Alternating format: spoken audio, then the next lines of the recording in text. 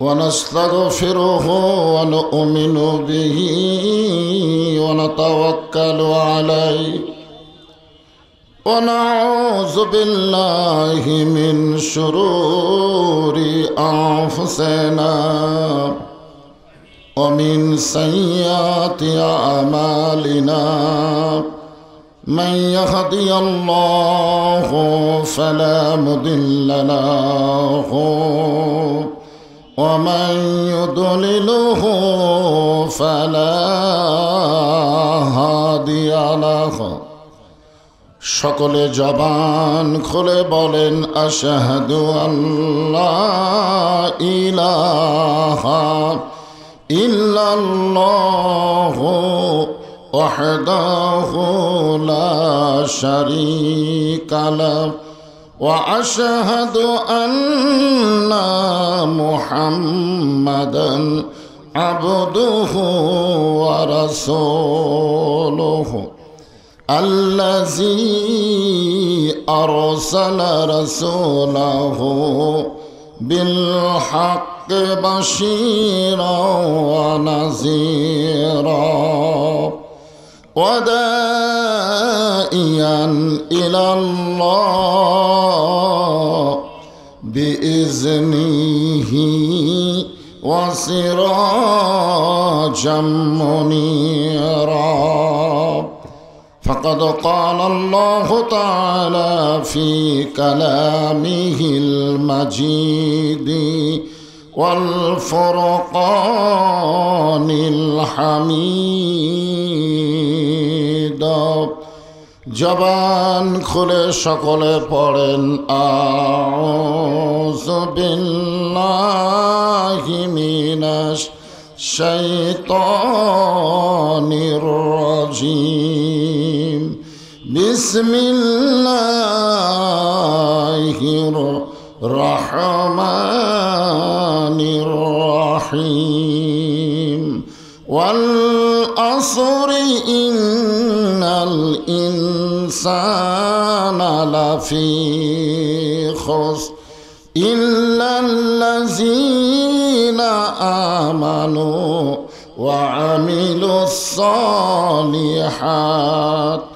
وعملوا الصالحات وتواصوا بالحق وتواصوا بالصبر إن الله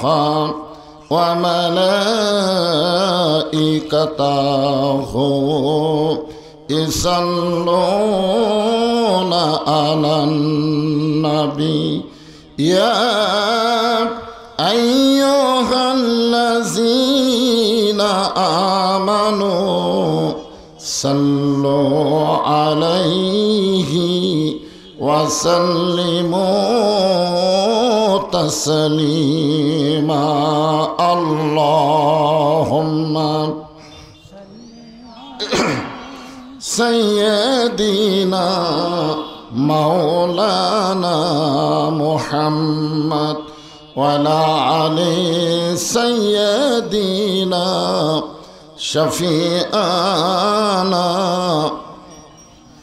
مشرق حب محمد সকলে বলি সাল্লাল্লাহু আলাইহি ওয়াসাল্লাম मतलाए दीवानी माँ मतलाए खुर्शीद इश्कास सीनाए सोजानी माँ बलागल उला बिकमालिही कशाफत दुजा बिजमालिही हसनत जमीओ खिसालिही सल्लो अलैहि व आलिही अल्लाहुम्मा आमीन। জান্নাতের বাগান থেকে জান্নাতি মানুষদেরকে নিয়ে আমি গুনাহগার তোমার রহমতের দরজায় দোখানা হাত তুলেছি আল্লাহ। হাসরের ময়দানে জব্বার আর কাহার নামে রূপ নিয়া তুমি যখন বিচার শুরু করবে, তোমার সামনে দাঁড়ায়া সমস্ত নবীরা নাফসি নাফসি বলে কাঁদতে থাকবে। এমন কঠিন অবস্থা হাসরে হবে, সেদিন সমস্ত নবী তার উম্মতকে ভুলে যাবে, শুধু বলবে আল্লাহ আমার কি হবে, আমার কি হবে। একমাত্র দরদি নবী শাফাতের কান্ডারি ইয়া রব্বি হাবলি উম্মতি বলে সেজদায় পড়ে যাবে। সেই কঠিন মুসিবতের সময় আজকের এই মাহফিলকে ওসিলা করে আমাদের সবাইকে রাসূলের উম্মতের কাতারে আল্লাহ কবুল করে নিও। সুবহান রাব্বিকা রব্বিল ইজ্জাতি আম্মা ইয়াসিফুন ওয়া সালামুন আলাল মুরসালিন আলহামদুলিল্লাহি রাব্বিল আলামিন। লা ইলাহা ইল্লাল্লাহ। মহব্বতে আল্লাহর জিকির সর্বপ্রথম, এই জিকির করার আগে শোনেন, সর্বপ্রথম দুনিয়াতে আল্লাহ কর্তৃক বান্দা বান্দির জন্য যে হুকুম ইবাদত, আল্লাহর হুকুম পালন করার নামই কি? ইবাদত। সর্বপ্রথম হুকুমের নাম হলো জিকির করা। বাবা আদম আলাইহিস সালাম থেকে আমাদের নবী পর্যন্ত সমস্ত নবীরাই যে জিকির আপনারা এখন করতেছিলেন, এই জিকিরের তালিম দিয়েছেন, দাওয়াত দিয়েছেন। আল্লাহ রাসূল বলেন আফজালু জিকির লা ইলাহা ইল্লাল্লাহ, সবচাইতে উত্তম জিকিরের নাম কি?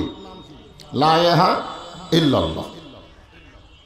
আল্লাহ রাসূল বলেছেন কোনো ব্যক্তি সারা জীবন যদি পাপ করে আর মৃত্যুর সময় এই জিকির করতে করতে যদি মারা যায়, শুধু জিকির জবানে জারি রাখার কারণে আল্লাহ তার জীবনের সমস্ত গুনাহ মাফ করে দেয়। সুবহানাল্লাহ বললেন না সবাই? হ্যাঁ। সবচাইতে উত্তম জিকির, খুব খেয়াল করবেন, আল্লাহ কোরআনের কোনো জায়গায় কিন্তু বলে নাই যে তোমরা আমার নামাজ পড়ো আমিও তোমাদের নামাজ পড়বো, এ কথা আছে? কোনো জায়গায় আল্লাহ বলে নাই তোমরা আমার রোজা করো আমি আল্লাহও তোমাদের রোজা করব। কিন্তু আল্লাহ কোরআনে বলেছেন তোমরা আমার জিকির করো আমি আল্লাহও তোমাদের জিকির করব। জোরে কোন সুবহানাল্লাহ। ফাযকুরুনি আযকুরুকুম। আল্লাহ রাসূল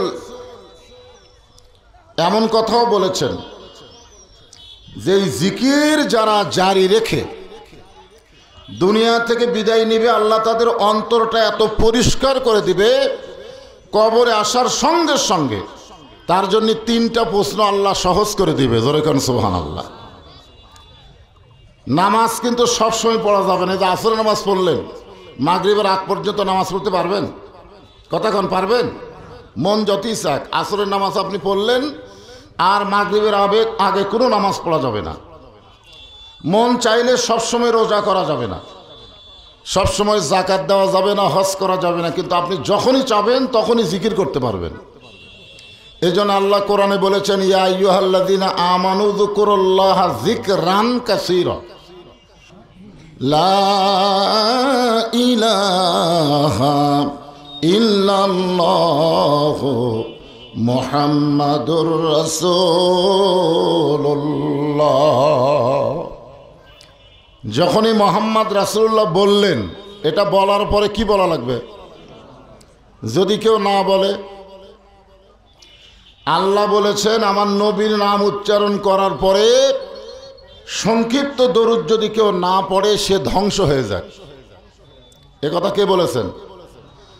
আর 2 জন আমিন আমিন কইছেন, একজন হলেন জিবরাইল আর একজন হলেন আমাদের নবী। আচ্ছা, আল্লাহ যদি কোনো দোয়া করে আর নবী আর জিবরাইল যদি আমিন কয়, এ দোয়া কবুল হবে? হবে? কি কয়?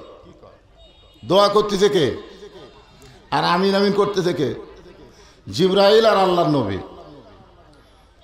তো যখনই মোহাম্মদ রাসূলুল্লাহ উচ্চারণ করলেন, বক্তা বলার আগেই জবান খুলে বলতে হবে সাল্লাল্লাহু আলাইহি ওয়াসাল্লাম। হাসরের ময়দানে নেকি আর পাপ যখন ওজন হবে, নেকির চাইতে পাপ যদি বেশি হয়, সেই দিন আল্লাহ তাআলা আমাদের নবীকে আমাদের জন্য উকিল বানায় দিবেন। জোরে কান সুবহানাল্লাহ। একটা গান আছে, আছেন আমার মুক্তার, আছেন আমার বারিস্টার, শেষ বিচারের হাইকোর্টেতে তিনি আমায় করবেন পার, আমি পাপী রাসূল জাবিন্দার। আল্লাহ যখন হাকিম হয়ে আমাদের বিচার শুরু করবেন, ওই সময় আল্লাহ আমাদের নবীকে আমাদের জন্য উকিল বানায় দিবেন। নেকির পাল্লা কম হওয়ার কারণে আল্লাহর নবী দরুদগুলো নেকির পাল্লায় উঠাইয়া দিবেন, সঙ্গে সঙ্গে নেকির পাল্লার ওজন বেড়ে যাবে। ধরে কেন সুবহানাল্লাহ। সাহাবেরা প্রশ্ন করলো, ইয়া রাসূলুল্লাহ, দরুদ দেওয়ার সঙ্গে সঙ্গে নেকির পাল্লার ওজন বেশি হবে কেন? আল্লাহ রাসূল বললেন, নামাজ, রোজা, হজ, যাকাত এগুলো সবই হচ্ছে ইবাদত, আর দরুদ শরীফ ইবাদত না, দরুদটা হলো মহাব্বত। দরুদ কি? কথা কান, দরুদ কি? ইবাদত। কিন্তু আপনার কান্দের ফেরেশতায় লিখতে পারবে। আপনি জিকির করলেন, এই জিকিরের যা নেকি হলো, ডান কান্দের ফেরেশতা লিখে ফেললো। কিন্তু আপনি যে সাল্লাল্লাহু আলাইহি সাল্লাম বললেন, এটার নেকি কিন্তু কান্দের ফেরেশতা লিখতে পারবে না। এখানে একদল ফেরেশতা আল্লাহ মোতায়েন করে দিছে। আপনি যখনই দরুদ পড়বেন, আপনার মুখের দরুদ শেষ হওয়ার সঙ্গে সঙ্গে ওই ফেরেশতা আল্লাহ নবীর রওজা মোবারকে আপনার নামে, এই জায়গার নাম কি? মঠপুকুর হাফিজি মাদ্রাসার মাহফিল থেকে 1450 বছর পরে বাংলার গরিব উম্মতেরা আপনার নাম শুনে আপনার প্রতি দরুদ শরীফ প্রেরণ করেছে। আপনি মদিনায় যাবার না পারলেও আপনার দরুদগুলো ফেরেশতা মদিনায় পৌঁছায় দিবে। সেই দরুদ পড়তে আমাদের কোনো আপত্তি আছে? তাহলে জবান খুলে বলতে হবে সাল্লাল্লাহু আলাইহি ওয়াসাল্লাম। তো আমি আজকে এই যে ছোট্ট একটা সূরা, নাম হলো সূরা আসর। নাম কি? কিছুক্ষণ আগে যে নামাজ পড়লাম সে নামাজের নাম কি? জোরে বলেন। আসরের নামাজ। আপনারা বলেন তো, আসর শব্দের অর্থ কি? আসর শব্দের অর্থ হলো সময়। জোরে কান কি? আল্লাহ তাআলা এখানে সময়ের কসম করলেন, কারণ সময় অত্যন্ত গুরুত্বপূর্ণ। বিশেষ করে আসরের পরে মাগরিব পর্যন্ত যে সময়টা থাকে, এই সময়টা কি সময়? মিশে মায়ায় বন্দি থাইকা করলাম কত খেলা, পশ্চিমে তাকায়া দেখো তোমার ডুইবা গেছে বেলা। আসর থেকে মাগরিব যেমন সামান্য সময়, আমরা যারা দুনিয়াতে এসেছি আমাদের হায়াতের সময়টাও হলো সামান্য। জোরে বলেন কি? আখেরাতের তুলনায় দুনিয়ার হায়াত কি বেশি না কম? কথা বলা লাগবে, কম না বেশি? সামান্য। ওই যে একটা গানের মধ্যে আছে, চলতে পথে 2 দিন থামিলাম, যাবার কালে একজন আরো দেখা না পাইলাম। আখেরাতের সময়ের তুলনায় এই দুনিয়ার সময় হলো সামান্য সময়। আর এই সামান্য সময়ের মধ্যে আমরা দুনিয়াতে এসে দুনিয়ার বহু কিছু করে দুনিয়াতে থাকার নিয়ত করি। তো যতই থাকার নিয়ত করি আমাদের কিন্তু যাওয়া লাগবেই। জোরে কোন ঠিক কিনা? যাওয়া লাগবে। আজকের সূর্য কি অস্ত যাবে? যাবে। তাহলে আমাদের হায়াত অস্তমিত হবে। এই জন্যেই আল্লাহ সময়ের শপথ করে বলতেছেন, সময় অত্যন্ত গুরুত্বপূর্ণ একটা বিষয়। আমি আমার দেহকে নিয়ে এখন চিন্তা করি যে আমি যেই সময়ে উপনীত হয়েছি, আমি এখন একটা আমার বয়সের সময়টা হলো আসরের সময়। ধরে কোন কি সময়? আমার জীবনের জোহর শেষ, আমার জীবনের ফজরও শেষ, আমার জীবনের আসরও শেষ হয়ে গেল। এখন মাগরিব আসতেছে। আপনারাও খেয়াল করবেন, আমাদের হায়াতের সময় কি বেশি হচ্ছে না কমতেছে? জোরে বলেন। কমতেছে। এই জন্য আল্লাহ সময়ের কসম করে বললেন, সময় অত্যন্ত গুরুত্বপূর্ণ। কিন্তু বাংলাদেশে বর্তমানে যেই সময় চলতেছে, এই সময়টা অত্যন্ত অত্যন্ত একটা ক্রিটিক্যাল সময়। জোরে কোন কি সময়? খারাপ সময়। একটা ছোট বাচ্চা পর্যন্ত, এরকম ছোট বাচ্চা এরা এত নষ্ট হয়ে গেছে যে মোবাইল চালু না করে দিলে এরা ভাত খায় না। কথা কন না, ঠিক কিনা বলেন? তো যেই সময় ছোট বাচ্চাকে মোবাইল চালু করে ভাত খাওয়ানো হয় সেই সময় খুব ভালো সময়। কথা কন, ভালো সময়। এই সূরা আসর হলো মক্কি সূরা। এই সূরা আসর যখন আল্লাহ নাজিল করেন ওই সময় মক্কার অবস্থা যা ছিল বর্তমানে বাংলাদেশের অবস্থাও তাই। বাংলাদেশে মসজিদ আছে কিন্তু মুসল্লি নাই। বর্তমান সরকার নামাজের জন্য 564টা মডেল মসজিদ বানাচ্ছে। বর্তমান বাংলাদেশের প্রধানমন্ত্রীর একটা কৃতিত্ব হলো উনি নামাজের জন্যে, কিসের জন্যে? নামাজের জন্য 564টা মডেল মসজিদ বানাচ্ছে, কিন্তু আপনার মসজিদের কাছে গিয়ে দেখবেন মুসল্লি নাই। জোরে কান কি নাই? তাহলে আপনার মসজিদ বানানোর উদ্দেশ্য কি? মানুষকে দেখানোর জন্যে? 201 গম্বুজ একটা মসজিদ আছে, এটা হলো টাঙ্গাইল জেলার ভিতরে গোপালপুর উপজেলায়। আমাদের বগুড়ার বহু লোক গেছে এই মসজিদ দেখার জন্যে। আমাকে এসে বলছে, হুজুর 201 গম্বুজ মসজিদ আপনি দেখছেন? আমি বললাম মসজিদ কেমন? সেই সুন্দর হুজুর। আমি বললাম কোন নামাজ পড়ছে? আর কথা কয় না। ওরা মসজিদ দেখিছে ঠিকই, কিন্তু একবারও ভিতরে নামাজ পড়েনি। আপনারা বলেন তো বর্তমানে মসজিদ দেখার জন্যে না নামাজের জন্যে? তো যেই সময় মানুষ মসজিদ দেখে নামাজ পড়ে না, এই সময় অত্যন্ত খারাপ সময়। জোরে কোন কথা, ঠিক কিনা? সেই খারাপ সময়ে আমি সূরা আসর থেকে আপনাদের সামনে 2 সময় তাফসির করব। একটা হলো এই সময় আর একটা হলো মাগরিবের পরে ইনশাল্লাহ। আপনারা ধারাবাহিকভাবে কথাগুলো মনোযোগ দিয়ে শুনবেন, তাহলে মাগরিবের পরে মাহফিলে বসতে আর আপনাদের কোনো টেনশন থাকবে না। কারণ এটা শোনা লাগবে, তো আগে শুনতে হবে। সামিনা, তারপরে আল্লাহ বলেছেন ওয়াতাআনা, আগে শোনো তারপরে জিনিসটা গ্রহণ করো। আবু জেহেল কিন্তু কোরআন শরীফ শুনেছে কিন্তু গ্রহণ করেনি, আর আবু বক্কর শুধু শোনে নাই, কোরআনকে গ্রহণ করেছে। সুবহানাল্লাহ বলেন। তাহলে আমরা শুধু কোরআনের আলোচনা শুনবো না, বাস্তবে আল্লাহর কোরআনকে যদি গ্রহণ করতে চাই, আল্লাহ বললেন ইন্নাল ইনসানা লাফি খুসর। ইন্না মানে নিশ্চয়, ইনসান মানে মানুষ। ইনসান মানে কি? আগে আমি ছোটবেলায় জানতাম মানুষ 2 রকম, একটা হলো পুরুষ মানুষ, একটা হলো মেয়ে মানুষ। এটা কিন্তু আমি ছোটবেলায় তাই মনে করতাম। আপনারা কি মনে করতেন? মেয়ে মানুষ, পুরুষ মানুষ আর মেয়ে মানুষ, এই 2টাই মানুষ, ঠিক কিনা বলেন? কিছুদিন পরে জানলাম আর একটা মানুষ আছে, তার নাম হলো হিজড়া। জোরে কান, তার নাম কি? আবার আপাতত জানা যাচ্ছে নতুন আর একটা লিঙ্গ বাড়াছে, ফল লিঙ্গ, শরীফ শরীফা। শরীফ শরীফা, মরদ মানুষ ইচ্ছা করলে নারী হবে, নারী ইচ্ছা করলে মরদ হবে। এইরকম শিক্ষানীতির মধ্যে একটা শিক্ষা ঢুকাই দিয়েছে। জোরে কান নাউজুবিল্লাহ। এখানে কি শুধু পুরুষ এবং নারী না, সব মানুষ? আল্লাহ সমস্ত মানুষকে লক্ষ্য করে বললেন নিশ্চয় মানুষগুলো ক্ষতির ভিতরে। অথচ আল্লাহ তাআলা মানুষ তৈরি করার সময় 4টা শপথ করলেন। জোরে বলেন কয়টা? 4টা শপথ করে আল্লাহ মানুষের কথা বললেন।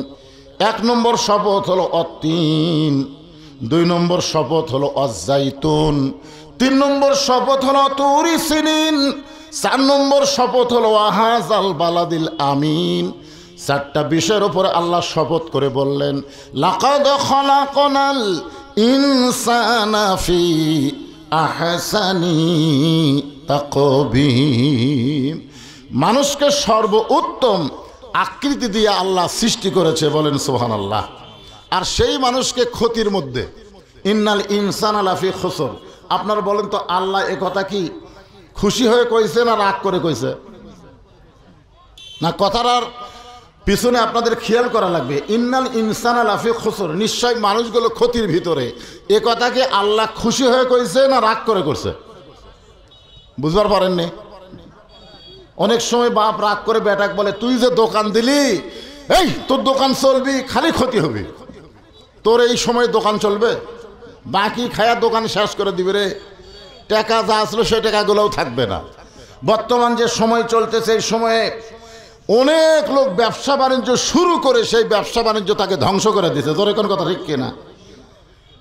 এটা ফেরাউনের সময় এক দোকানদার রাস্তায় বসে কাঁদতেছে, রাস্তায়। তো ওই রাস্তাতে মুসা আলাইহিস সালাম যাচ্ছেন, যাওয়ার সময় বলে ভাই দোকানদার রাস্তায় বসে কান্দো কেন? বলে ফেরাউনের বাবুর্চি বাকি খাতে খাতে আমার দোকান শেষ, এখন টাকা চাইলেই দোকান তুলে দিবার চাই। তো খামাকা রাস্তাত কান্দা ছাড়া তোমার বুদ্ধি নেই। তো মুসা আলাইহিস সালাম বলতেছেন ফেরাউনের বাবুর্চি কোথায়? বলে ওই যে দেখেন যাচ্ছে। আল্লাহ নবী মুসা ফেরাউনের বাবুর্চির সামনে গিয়ে বলতেছে এই টাকা দে, টাকা দে। ফেরাউনের বাবুর্চি চমকটা বলতেছে বর্তমান সময়ে আমার উপর গরম দেখায় কথা বলার তো সাহস কারো নাই, কারণ আমি ফেরাউনের লোক। জোরে কারণ আমি কার লোক? আমি ফেরাউনের লোক। এই সময়ে আমার উপর কথা বলবে এইরকম মরদ তো কেউ নাই। বর্তমান যারা সরকারি দল করে তাদের উপর কথা বলার মরদ আছে? জোরে কারণ কথা বলার মরদ আছে? এই সিরিয়াস আমি কার দল করি? তুই এই সময় তুই টুপিওয়ালা দাড়িওয়ালা তুই আমারে বলিস টাকা দে, তুই জানিস আমি ফেরাউনের লোক। মুসা বলতেছে তুই জানিস আমি আল্লাহর। এই বলে বিসমিল্লাহ বলে বাম হাতে এক চড় মারছে, এক চড়ই বাবুর্চি মরছে। গোটা এলাকার মধ্যে খবর হয়ে গেল আর বাকি খাওয়া যাবে না, টুপিওয়ালারা গরম হচ্ছে। তোর এখন কথা ঠিক কিনা? বাংলাদেশের বর্তমান সময়ে টুপিওয়ালারা গরম না হওয়ার কারণে জালেমের জুলুম দিন দিন বাড়তেছে। জোরে কোন কথা ঠিক কিনা? মসজিদের মধ্যে টুপিওয়ালা ঢুকছে, 2000 টাকার জুতা মসজিদের মধ্যে নিয়ে যাচ্ছে। মসজিদের মুয়াজ্জিন বলে বলে হাই কার ভয়ে ঢুকতেছেন? আল্লাহর ভয়ে। তো জুতা কেন? তখন চোরের ভয়। আপনারা বলেন তো চোর কয়জন? মাত্র 2 চোরের ভয়ে 500 মুসল্লি জুতা নিয়ে মসজিদের মধ্যে ঢুকছে। আর বর্তমান সময়ে চোর খালি বুকে থাবা মারতেছে আর বলতেছে আমাকে ভয়ে সব জুতা ভিতরে ঢুকছে। বর্তমানে বাংলাদেশে চোর ডাকাতের মোশান বাড়তেছে আর ভালো মানুষের মোশান কমতেছে। সময়টা কি খুব ভালো যাচ্ছে? এই সময়ের কসম করে আল্লাহ বললেন ইন্নাল ইনসানা লাফি খুসর। একটা গজল আছে আদর করে মানুষ আল্লাহ বানায়া কেমনে দিবেন ক্ষতির মধ্যে ফেলিয়া। বাবা চায় না তার সন্তানের ক্ষতি হোক, আল্লাহও চায় না মানুষের ক্ষতি হোক। জোরে কান সুবহানাল্লাহ। এই জন্য আল্লাহ বললেন ইল্লাল্লাযীনা আমানু ওয়া আমিলুস সালিহাত ওয়াতাওয়াসাউ বিল হক ওয়াতাওয়াসাউ বিস সবর। এখানে 4টা বিষয়। জোরে কান কয় বিষয়? 4 বিষয় আলোচনা হবে। 4 বিষয়। হ্যাঁ, 1 নম্বর হলো ঈমান। জোরে কান 1 নম্বর কি? ঈমান। সাহাবারা জিজ্ঞাসা করলেন মা হুয়া আল ঈমান ইয়া রাসূলুল্লাহ, ওগো আল্লাহর নবী ঈমান সম্পর্কে একটু আমাদের বুঝায় দেন। আল্লাহ রাসূল বললেন ইকরার বিল লিসান তাসদিক বিল জানান আমল বিল আরকান। এরই নাম হলো ঈমান।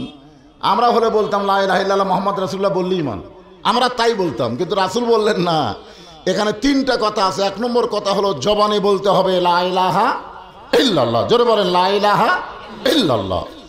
শুধু জবানে বললে হবে না, তাসদিক বিল জানান, এইটা কলিজার মধ্যে জায়গা দেওয়া লাগবে।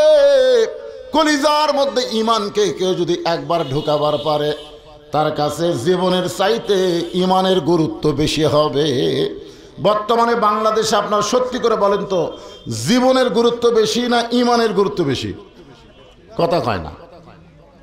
হ্যাঁ, বর্তমানে মানুষ কিন্তু পুলিশ ধরার টেনশন করে, আজরাইল ধরার চিন্তা করে না। জোরে কোন কথা ঠিক কিনা? একটু হাঁ হুঁ করবেন রে ভাই। দিনের বেলা তো আপনারা রিপ্লে না দিলে বক্তার ওয়াজ হবে না। তো এখন বলেন আপনাকে অন্তরে পুলিশ ধরার টেনশন বেশি না আজরাইল ধরার? যারা ইমানদার হবে তারা পুলিশ ধরার টেনশন করবে না, তারা প্রতি ধাপে ধাপে চিন্তা করবে যে কোনো মুহূর্তে আমাকে আজরাইল ধরতে পারে। ধরে কোন ঠিক? তো আজরাইলের সাথে কেমনে ধরা দেবেন? আজরাইল আমাকে কিভাবে ধরবে? চোর হিসাবে ধরবে না বন্ধু হিসাবে ধরবে? বন্ধু হিসাবে যদি ধরা দেওয়ার চান, আল্লাহ কোরআনে বললেন ইন্নাল্লাযীনা ক্বালু রাব্বুনাল্লাহু সুম্মা ইসতাকামু তাতানাজ্জালু আলাইহিমুল মালাইকা আল্লা তাখাফু ওয়া লা তাহজানু ওয়া আবশিরু বিল জান্নাতিল্লাতী কুনতুম তুআদুন। সবাই বল আল্লাহু আকবার। এই আয়াতের মধ্যে আল্লাহ বলতেছেন ঈমান গ্রহণ করার পরে ঈমানের প্রতি যারা ইস্তেকাম থাকবে মৃত্যুর সময় আজরাইল এসে তাদেরকে প্রথম দুইটা ঘোষণা দিবে। এক নম্বর ঘোষণা হলো তোমাদের কোনো ভয় নাই, দুই নম্বর ঘোষণা হলো তোমাদের কোনো চিন্তা নাই, মরার ভয় করা লাগবে না, কবর হাসরের মিজানের চিন্তা করা লাগবে না, ও আবশিরু বিল জান্নাহ, বরং তোমার জানটা কবজ করে আল্লাহ তোমার জন্য জান্নাতের 8টা দরজা খুলে দিবে। জোরে কোন সুবহানাল্লাহ। আপনারা বলেন তো, জামাই শ্বশুর জামাই ধরা আর চোরক পুলিশ ধরা, দুই ধরাকে এক? শ্বশুর জামাই ধরছে, বাবা এ হাটে তুমি মাঝে মধ্যে আসো, কিন্তু আমার বাড়ির যাও না, আজকে তোমাকে ধরছি, না লিয়ে যা ছাড়বো না। আপনার বলেন তো এই ধরার মধ্যে কি আছে, রাগ না মহব্বত? আর পুলিশ বলে, বেটা তো কয় হাট ধরে ঘুরতেছে, তো ধরা পাই না, এই আজকে তো ধরছি সব। আপনারা বলেন তো, পুলিশ চোর ধরা আর শ্বশুর জামাই ধরা দুইটাকে এক? তো আপনারা আজরাইলের হাতে কিভাবে ধরা দেবেন চোর হয়ে? এ কথা কন না কেন? দুই দল আসতে কথা কয়, দুই দল। এক দল হলো মেয়ে মানুষ, জোরে কথা বললে পর্দার খেলাফ হয়, আর এক দল হলো চোর, এরা জোরে কথা বললে ধরা পড়ার ভয়। তা আপনার কি মেয়ে মানুষ? আপনার কি চোর? তো জোরে কর না কেন? হ্যাঁ, মুরব্বী কি কয়? কান ফেটে যাবে? আপনার কানের দিকে হরণ দিছে নাকি রে? এই সাউন্ড ক্লিয়ার করো, মানুষের কান ফেটে গেলে তো বিপদ। তো খুব মনোযোগ দিয়ে শুনবেন। এক নম্বর হলো ইমান। ইমানকে ব্যাখ্যা করছে রাসূল, ইকরার বিল লিসান, তাসদিক বিল জানান, আমল বিল আরকান। তাসদিক বিল জানান, যখন ইমান অর্জন হবে ওই মানুষটার কাছে জীবনের চাইতে ইমানের গুরুত্ব বেশি হবে। জীবনকে সে গুরুত্বই দিবে না, সে ইমানের গুরুত্ব দিবে। কারণ আমি আপনি জীবনকে যতই গুরুত্ব দেই, আমি কি জীবন বাঁচাবার পারবো? এ কথা কন না কেন? পারবো? খুব চেষ্টা করলেও বাঁচানো যাবে না। মাইকেল জ্যাকসন একজন গায়ক ছিল, সে 150 বছর বাঁচার জন্য 10টা বিশেষজ্ঞ ডাক্তারকে নিয়োগ দিয়েছিল, যাদের বেতন বাংলাদেশের টাকায় 6 কোটি টাকা প্রতি মাসে। প্রতি মাসে 6 কোটি টাকার ডাক্তার রাখতো মাইকেল জ্যাকসন। 150 বছর বাঁচবি। কয়শো বছর? রোগের ডাক্তার, রগের ডাক্তার, হার্টের ডাক্তার, প্রেশারের ডাক্তার, এরকম 10 জন ডাক্তার। কিন্তু লোকটা 49 বছরই মারা গেল। তার মানে বোঝা গেল, তুমি যতই বাঁচার চেষ্টা করো, আল্লাহ যদি তোমাকে মারে তুমি বাঁচতে পারবে না। তবে আল্লাহ বলেছেন, তুমি চেষ্টা করলে তোমার ইমানকে বাঁচাবার পারবা, দুনিয়ার কেউ তোমার ইমানকে মারতে পারবে না যদি চেষ্টা করো। তো এই মুহূর্তে আমরা মুসলমান, আমরা কিসের চেষ্টা করব? বাঁচার চেষ্টা না ইমান বাঁচানোর চেষ্টা? কারা কারা ইমান বাঁচানোর চেষ্টা করবেন? 2 হাত তুলে আল্লাহকে একটু দেখান তো দেখি। লিল্লাহে তাকবীর। হাত নামান, হাত নামান। আচ্ছা, আপনারা যে হাত তুললেন, এটা এমনি এমনি তুললেন না বুঝা শোনা তুললেন? ইমান বাঁচাবার গেলে 1 নম্বর আমল হচ্ছে লা সালাতা লা ঈমানা। আল্লাহ রাসূল বলেছেন, যার নামাজ নাই তার ইমান নাই। তাহলে ইমান বাঁচাবার গেলে নামাজের দরকার আছে না নাই? এ দরকার আছে না নাই? আপনারা কি সবাই আসরের নামাজ পড়ছেন? না হাত তুলবার বলতেছে না। হাত তুলবার বলবো কেন? আপনাদের শুধু একটু ইশারা দিলাম, সবাই কি পড়ছেন? যদি আসরের নামাজ আদায় করে থাকেন তাহলে বোঝা গেল ইমান আছে। আর যদি নামাজ না পড়েন, বাইনাল আবদি ওয়াল কুফরি তরকুস সালাত, বান্দার কাফেরের মধ্যে পৃথক করার জিনিসটার নামই হলো নামাজ। যে ব্যক্তি নামাজ পড়বে সে আল্লাহর বান্দা, আর যে নামাজ পড়বে না সে হলো কাফের। 5 ওয়াক্ত নামাজের মধ্যে আসরের নামাজের গুরুত্ব অত্যন্ত বেশি। এই আসরের নামাজ আদায় করে যারা মাহফিলে বসে আছেন, যদি আপনারা মারা যান, মরে যাওয়ার পরে আপনাদের যখন কবরের মধ্যে রাখা হবে, কবরের মধ্যে রাখার পরে 1 নম্বর প্রশ্ন করবে, মান রব্বুকা, তোমার রবকে, তোমার রবকে। এই প্রশ্ন যখন করবে তখন আপনাকে উত্তর দেওয়া লাগবে না, আপনার পক্ষ থেকে নামাজ দাঁড়িয়ে যাবে। নামাজ দাঁড়াবে, নামাজ দাঁড়িয়ে বলবে, এই মুনকির নাকি রে, কাকে রব সম্পর্কে প্রশ্ন করতেছিস? কাকে? এই মুনকির নাকি, যাকে রব সম্পর্কে প্রশ্ন করতেছিস সে সারা জীবন কয় ওয়াক্ত নামাজ পড়ছে তুই জানিস? মুনকির নাকির কয়, আমাদের কাছে তো ক্যালকুলেটর নাই। তো ক্যালকুলেটর নাই তো রব সম্পর্কে প্রশ্ন করিস? এই লোকটা মসজিদের মধ্যে ঢুকাই নামাজের নিয়ত করে বলেছে আলহামদুলিল্লাহ রাব্বিল আলামিন। রুকুতে গিয়ে বলেছে সুবহান রাব্বিয়াল আজিম। সেজদায় গিয়ে বলেছে সুবহান রাব্বিয়াল আলা। যে দুনিয়াতে এতবার রব রব করে কেবল কবরতে এসে একটু ঘুমাইছে, আর তুই বেটা ঈশা মান রব্বুকা প্রশ্ন করিস? মুনকির নাকির বলে, আল্লাহ তোমার বান্দাকে মান রব্বুকা প্রশ্ন করার পরে নামাজ যে খেপা খেপছে, আল্লাহ বলে যে নামাজ নিয়ে কবর আইছে, রবের উত্তর তার হয়ে গেছে। জোরে কোন সুবহানাল্লাহ। আর যে বেটা বেনামাজি হয়ে মারা গেল, এর খবর কি? আপনার কি জানেন যে আপনি যে ইচ্ছা করে আসরের নামাজ পড়লেন না, মাগরিবের আগে যদি আপনি মরে যান, মনে করেন যদি মরে যান, তাহলে দুনিয়ার কত হুজুর আপনার জানাজা করলে আপনি জান্নাতে যাবেন? বাংলাদেশের সরকারকে আমি বলবো 564টা মসজিদ বানায় লাভ হবে না, এমনকি 5 লক্ষ মসজিদ বানায় কোনো লাভ হবে না যে মসজিদে মুসল্লি করার আইন পাশ না করেন। জোরে কোন কথা, ঠিক কথা কন না কেন? আমাদের সরকারকে কোনোদিন আল্লাহ বলে নাই যে তুমি 564টার মসজিদ বানাও, এ কথা আল্লাহ বলে নাই। আল্লাহ বলেছেন আল্লাযীনা ইম্মাক্কান্নাহুম ফিল আরদ, যখন মুসলমানের মধ্যে কাউকে ক্ষমতার চেয়ার দেওয়া হয়, তার 1 নম্বর কাজ হচ্ছে আকামুস সালাত, নামাজ কায়েম করা। মসজিদে মুয়াজ্জিন আজান দেয়, ওই আজান দেওয়ার সময় যদি সরকার পুলিশকে বলে দুনিয়ার সবচাইতে বড় জালেমকে, আপনারা বলেন তো দুনিয়ার সবচাইতে বড় জালেমকে জানেন? দুনিয়ার মধ্যে সবচাইতে বড় জালেম হলো আজান শোনার পরে যে নামাজ পড়ে না। আজান শোনার পরে কি পড়ে না? নামাজ পড়ে না। এই হলো সবচাইতে বড় জালেম। সরকার যদি বলতো জালেমগুলার পাছার উপরে 10টা করে বাড়ি মারো, আজান দেওয়ার পরে যারা মসজিদের বাহিরে ঘুরবে এদের পাছার কাপড় খুলে 10টা করে বাড়ি বসাও, আপনারা বলেন তো মসজিদে লোক জায়গা হতো? এখন জায়গা হতো? কিন্তু নামাজ নাই। আল্লাহ কোরআনে বলেন ইন্নাস সালাতা তানহা আনিল ফাহশাই ওয়াল মুনকার, একমাত্র নামাজই পারে মানুষকে যাবতীয় অশ্লীলতা খারাপি থেকে বাঁচাই দিতে। আমাদের যুবকদের হাতে বর্তমান সময়ে যে মোবাইল আছে, আছে না নাই? এজোর কান আছে না নাই? এই মোবাইল ইচ্ছা করলে একটা যুবক খারাপের সর্বশেষ পর্যায়ে যাবার পারে। এই যুবক যদি 5 ওয়াক্ত নামাজ পড়ে, এই যুবক কিন্তু খারাপের পর্যায়ে যাবে না।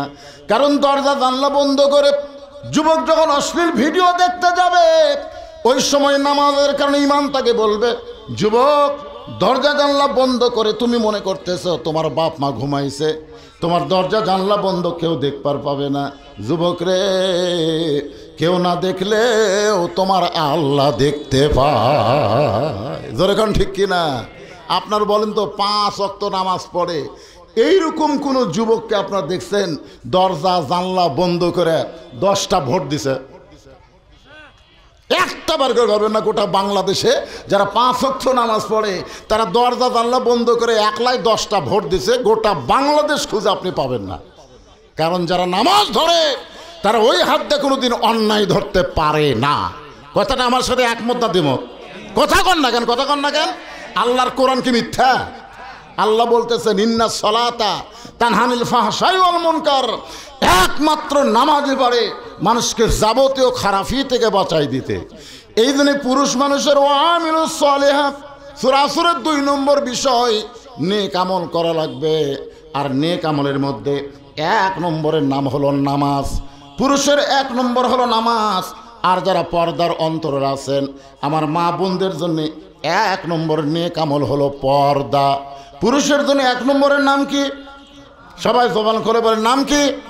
আর নারীদের জন্য 1 নম্বরের নাম কি?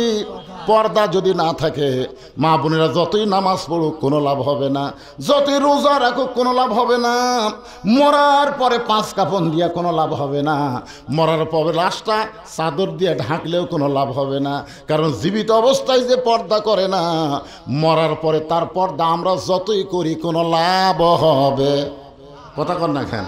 আপনার এলাকায় মেয়ে মানুষ মরে গেলে কয় কাপড় দেন? কয়টা দেন? 5টা দেন। আচ্ছা 5টা দেওয়ার পরে ওই যে খাটনির মধ্যে লাশটা রাখেন, সেই খাটনি আবার চাদর দিয়ে ঢাকেন না? কারণ ঢাকেন না, ফেরেশতারা কিন্তু ঘরে আর কয় আল্লাহ এই মেয়ে মানুষ যখন বাঁচায় ছিল গোটা মঠ পুকুর ঘুরিছে, এ গ্রামের এমন কোনো মরদ নাই দেখছি না, তো মরার পরে 5 কাপড় দিয়ে চাদর দিয়ে ঢাকলো কে? আল্লাহ কই দেশের নাম বাংলাদেশ রে, ওই দেশে বাঁচতে মানে না রে, মরার পরে মানে। সারা জীবন কোরআনের বিরুদ্ধে চারণ করছো তুমি, আর মরার পরে তোমার রুহের মাগফিরাতে কোরআন খতম দেয়, 1 সওয়াবও পাবে না। কোরআন মরা মানুষের জন্য নয়, কোরআন হলো জীবন্ত মানুষের হেদায়েতের খোরাক। জোরে কোন ঠিক কিনা? আমার মায়েরা যারা পর্দার অন্তরালে পুরুষের 1 নম্বর হলো নামাজ। এখন অনেক পুরুষ বলবে হুজুর আমরা না হয় 5 ওয়াক্ত পড়ি না, তাই বলে কি আমরা জুম্মার নামাজ পড়ি না? যারা 5 ওয়াক্ত বাদ দেখালে জুমার নামাজ পড়েন তাদেরকে আল্লাহ জান্নাত দিবেন। দিবেন? লা তাকনাতু মির রাহমাতিল্লাহ, আল্লাহ রহমত থেকে নিরাশ হওয়া যাবে না। যাবে? যারা 5 ওয়াক্ত বাদ দেখালে জুম্মা পড়ছে আল্লাহ তাদেরকেও জান্নাত দিবেন। ওরা জান্নাতের খোঁজ খবরে শুনে খুশি হয়ে এক দৌড়ে জান্নাতের কাছে যাবে, যাই দেখবে জান্নাতের দরজার বিশাল একটা তালা। তো জুম্মা পার্টি বলবে আল্লাহ আপনি আমাকে জান্নাত দিলেন, কিন্তু জান্নাতের দরজার যে তালা, আল্লাহ বলতে যে খুঁজে দেখ চাবি তোর কাছে আছে। ওরা তখন খুঁজে দেখবে একটা চাবি আছে, তালার মধ্যে ঢোকে ঠিকই কিন্তু ঘোরে না, ঢোকে ঠিকই ঘোরে না, ঢুকছে কিন্তু ঘোরে না। আল্লাহ ঢুকলো ঠিকই ঘোরে না কেন? আল্লাহ বলে তালার মধ্যে 5টা দাগ আছে, তোকে চাবির মধ্যেও 5টা দাগ থাকা লাগবে, দাগে দাগে মিল হলে কুট্টুস করে ঘুরবে। ওরা চাবি বার করে দেখবে আল্লাহ দাগ তো নেই, এই 5টা কিসের দাগ? আল্লাহ বলবে ফজর, জোহর, আসর, মাগরিব, এশা, এই 5 ওয়াক্ত নামাজের দাগ যদি চাবির মধ্যে না থাকে ও জান্নাত দেখবার পারবে কিন্তু ঢুকবার পারবে না। তাহলে যারা খালি জুম্মার নামাজ পড়তেছেন এরা জান্নাত দেখার চান্স পাবেন কিন্তু ঢুকতে পারবেন না। ঢুকতে গেলে কয় ওয়াক্ত? এসরে বলেন কয় ওয়াক্ত? মাগরিবের নামাজের পরে এই নামাজ সম্পর্কে আপনাদের গুরুত্বপূর্ণ বিষয় হযরত আলীর জীবন থেকে শোনানো হবে। আসলে নামাজ কারে কয় আর সেই নামাজ আমরা কিভাবে আদায় করি? হাদিস আছে বিস্তারিত, হুজুরি কলব ব্যতীত করছেন কালেও নামাজ তোর হবে না। তবে কেন গাও জোয়ারি, মানুষকে দেখাও নামাজ পড়ি, ও তোমার সিদ্ধ বীজে সুফসল ফলে না। আজও কেন আল্লাহর নামাজ ধরতে পারলা না? ইনশাল্লাহ মাগরিবের পরে আমরা এই 5 ওয়াক্ত নামাজ সম্পর্কে শুনবো।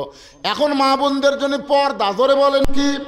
ওরা আবার মনে কষ্ট নেবে, হুজুর তো আমাদের কোনো ওয়াজ ধরলো না। আজান দেওয়ার সাথে সাথে বলবে সব বাড়ির যাই, হুজুর আজকে খালি নামাজ লাই ওয়াজ করবে, আমাদের কোনো ওয়াজ নাই। মেয়েদের জন্য 1 নম্বর আমল হলো পর্দা। জোরে কোন 1 নম্বর আমলের নাম কি? আপনারা একটু জোরে বলেন। এই পর্দা কিন্তু মেয়েদের জন্য আমল করা ফরজ। আর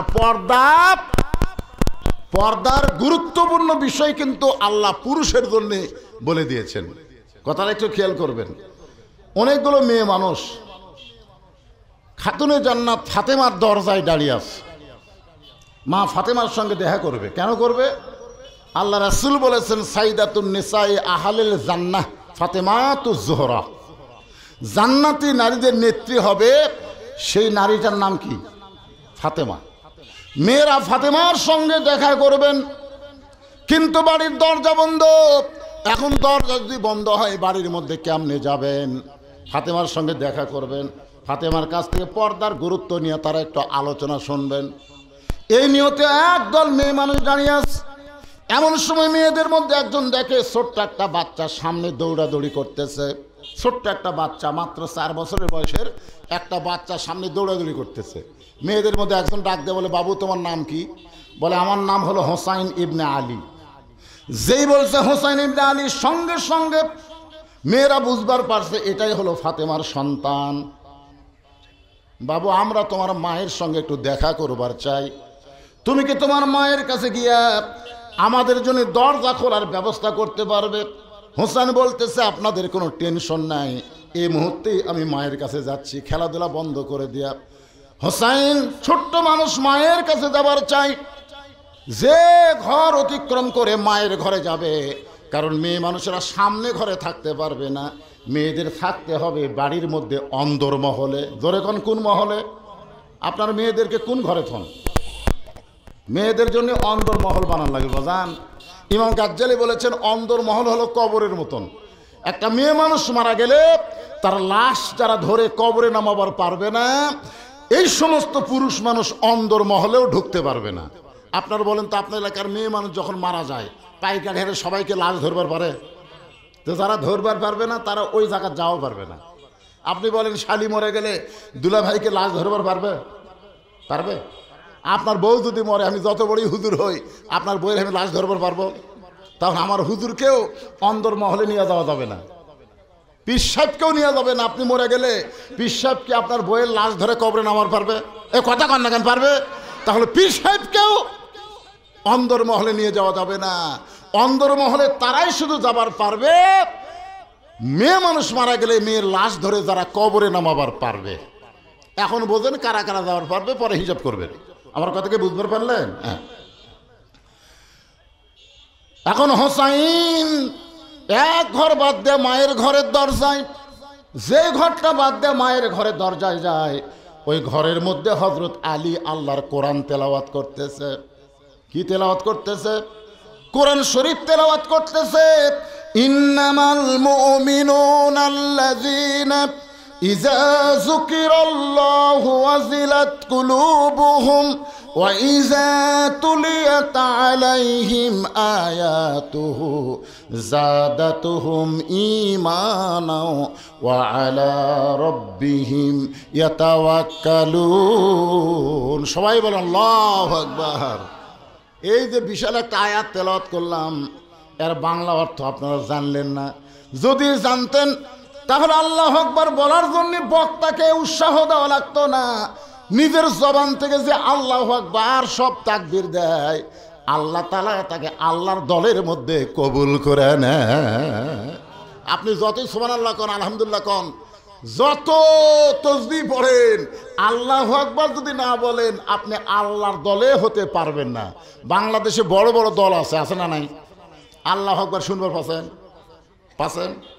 বিশাল একটা আওয়ামী লীগের মিছিল চলতেছে, 20,000 মানুষ।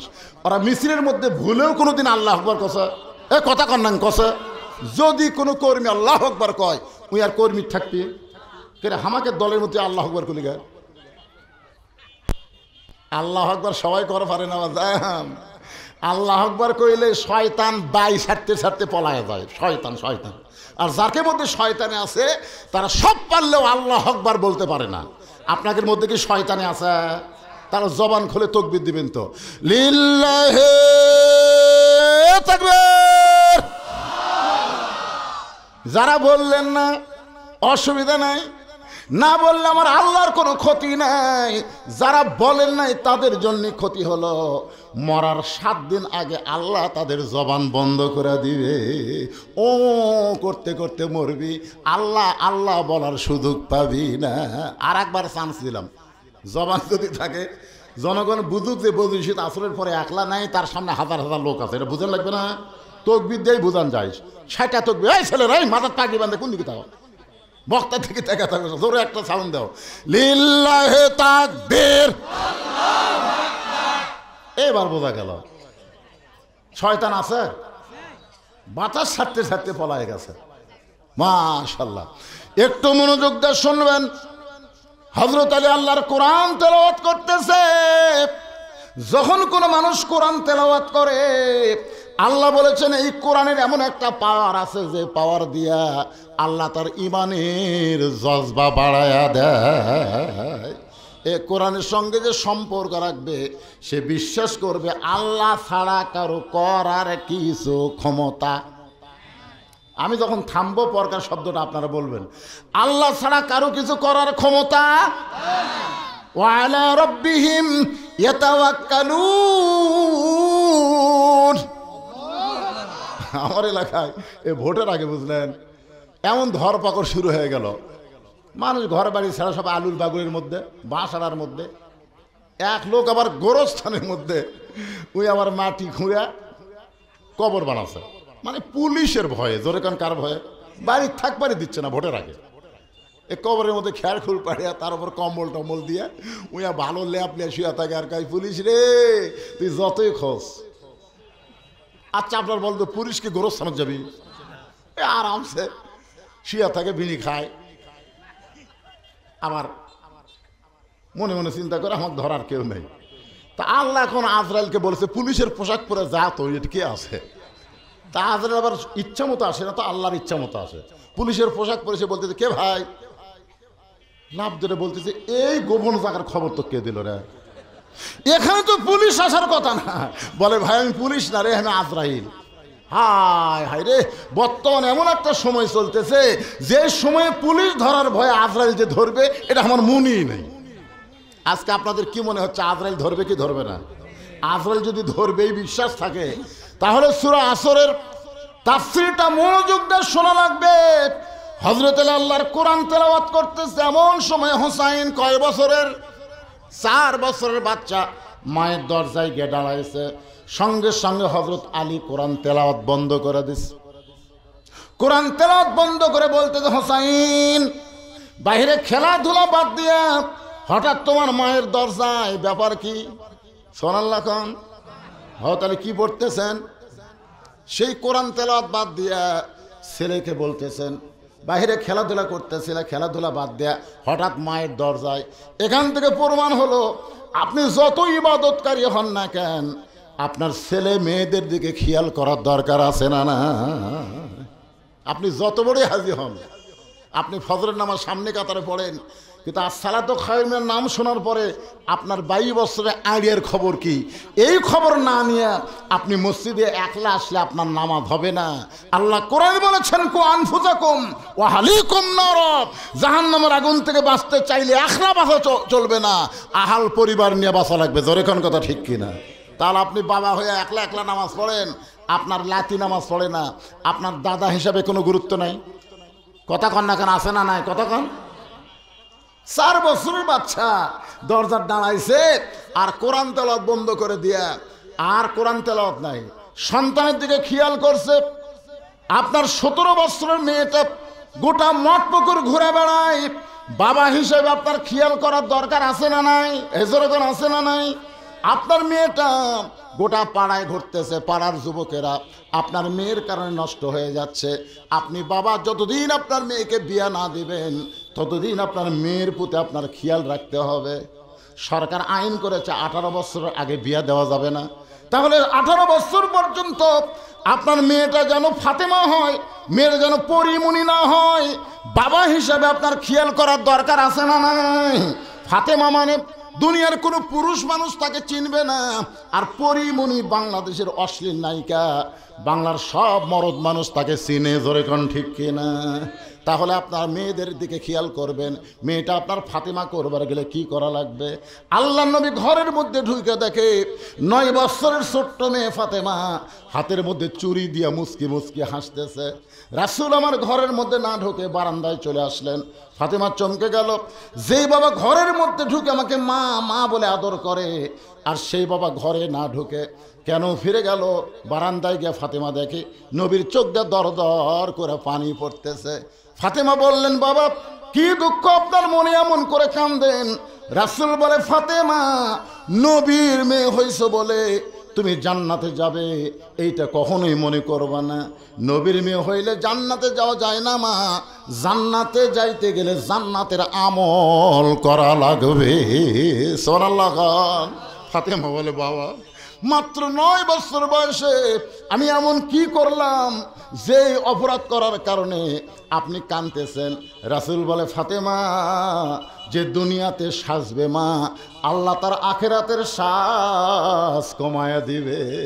যে দুনিয়াতে সাজবে, আল্লাহ তার আখিরাতের সাজ কমায় দিবে।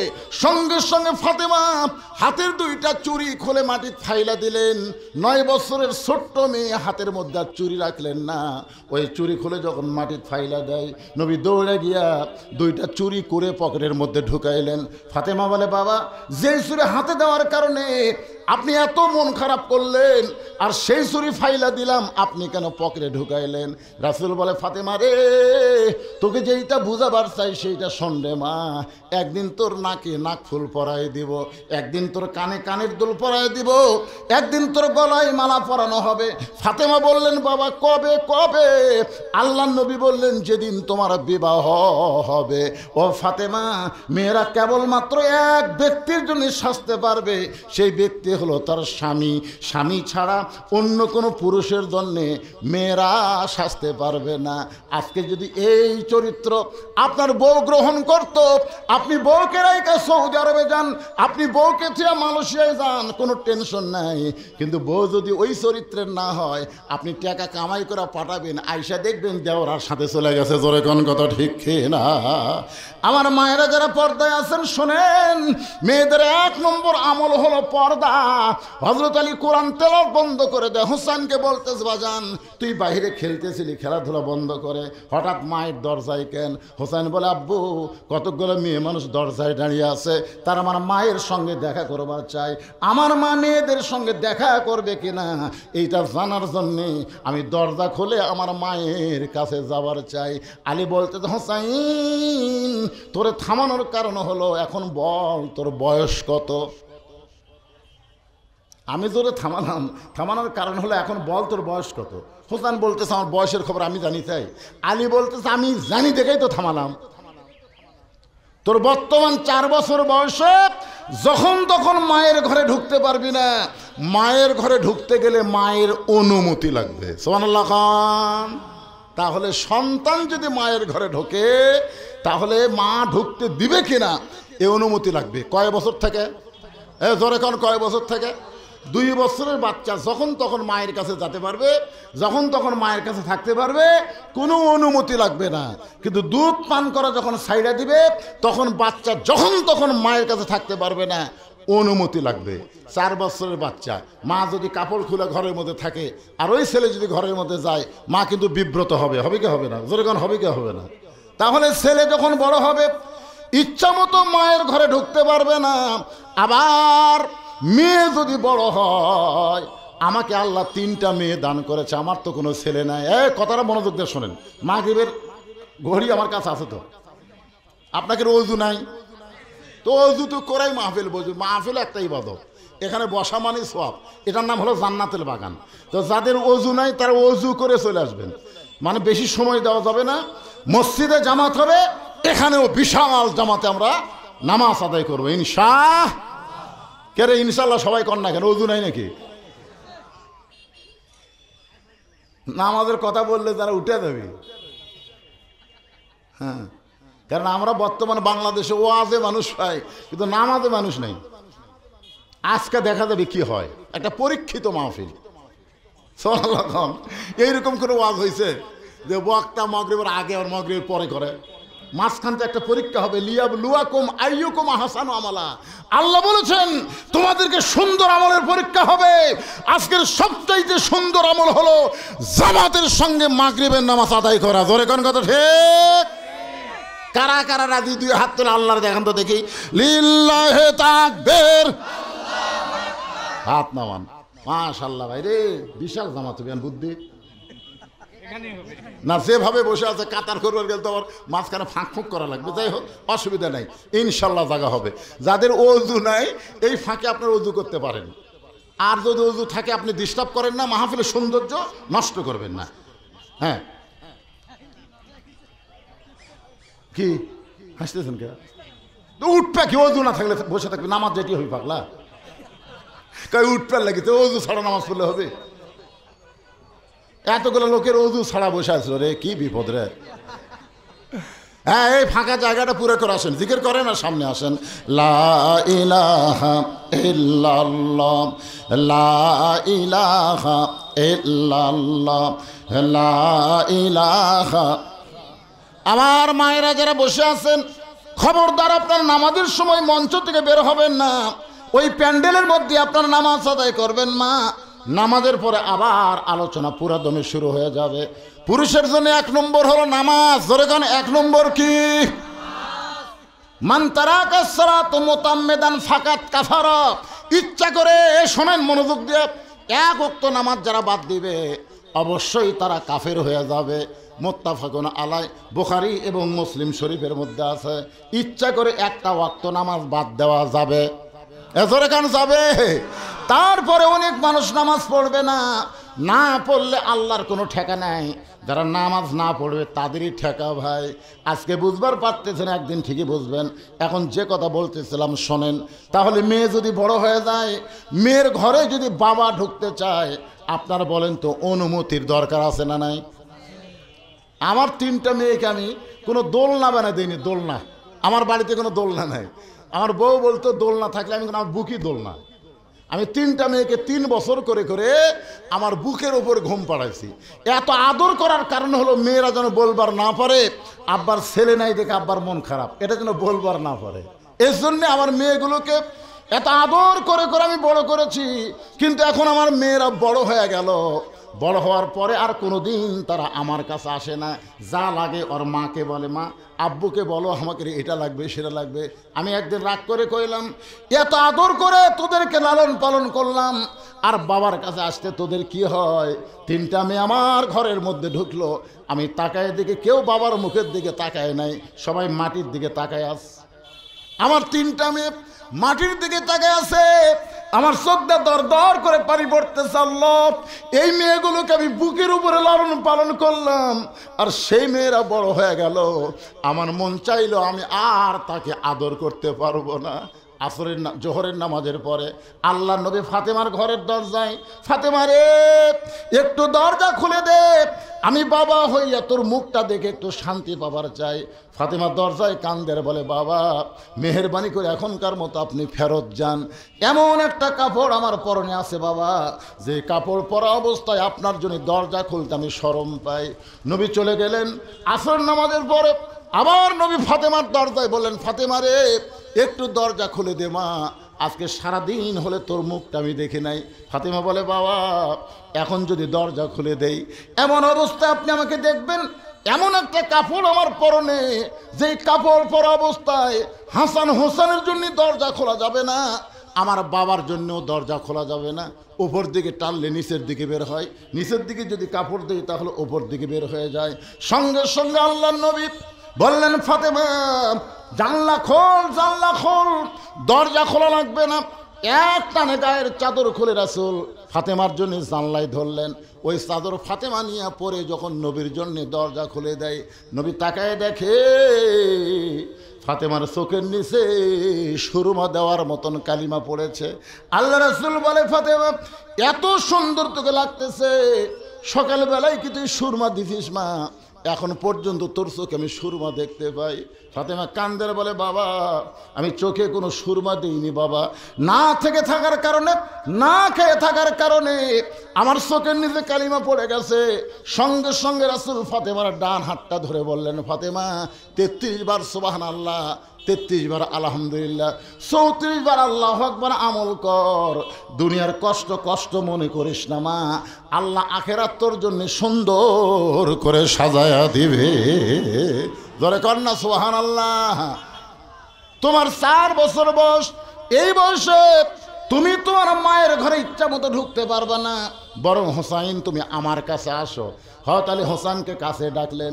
কাছে ডাকার পরে বলতেছেন, আমার দিকে খেয়াল করেন, হযরত আলী কোরআন শরীফ বলতেছেন ধর। যেই বলছে ধর, হোসেন বলতেছে দেন। সঙ্গে সঙ্গে আলী কয় আলহামদুলিল্লাহ। জোরে কন আলহামদুলিল্লাহ। ছোট বাচ্চাকে, মাত্র 4 বছরের বাচ্চাকে তার বাপ বলতেছে ধর। কি ধর?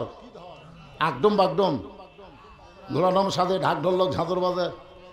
আপনারা বলেন তো, এই কোরআন ধরবার গেলে 1 নম্বর যোগ্যতা কি? 1 নম্বর যোগ্যতা জানেন না আপনারা? এই কোরআন ধরবার গেলে 1 নম্বর যোগ্যতা হলো লা ইয়ামুসসুহু ইল্লাল মুতাহহারুন। ততক্ষণ পর্যন্ত তুমি কোরআন শরীফ ধরবার পারবা না, স্পর্শ করতে পারবা না, যখন তুমি পবিত্র না হবা। তাহলে আপনার মাসুম বাচ্চাকে পবিত্র হওয়ার জন্যে প্রাইমারি শিক্ষা দেওয়ার আগে এই মাদ্রাসার শিক্ষা দেওয়ার দরকার আছে না নাই? আর কথা কয় না। বাঙালি কি সব জায়গায় কথা কয়?